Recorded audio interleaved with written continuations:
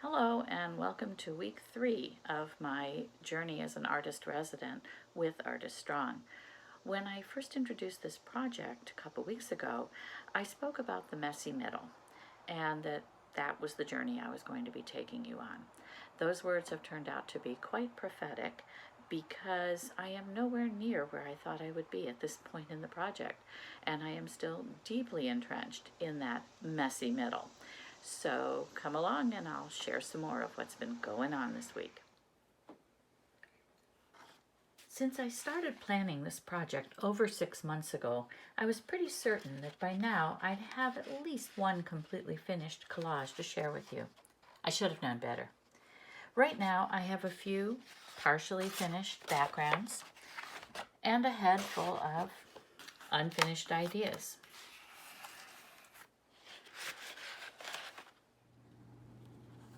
Sorting through over 100 old photos, many without identifying information on the back, is only one small part of the process.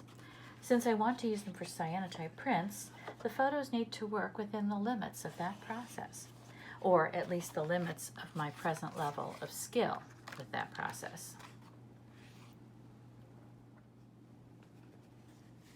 And of course, I don't want to just slap some photos on a background and call it a day.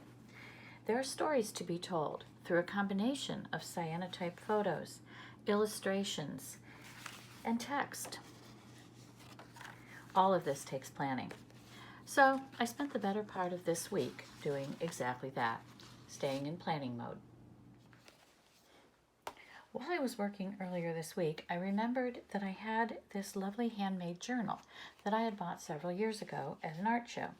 You know, it's one of those journals that we decide to save for something special. So it's time to bring this one out of hiding because this project for me is something very special. Instead of making full-size negatives and prints that may or may not look the way I hoped they would, I've decided to make small versions of the photographs that I might like to use. Sort of like the thumbnail sketches most of us make before starting on a larger drawing, painting, or sculpture. And I'll be organizing them in this journal, leaving room on each page for notes about that person to go along with it, ideas for quotes, illustrations, and decorative elements that could be a part of that person's story. As I've been putting these pages together, I'm finding connections that I hope will bring this project to life as art, something more than a family photo album.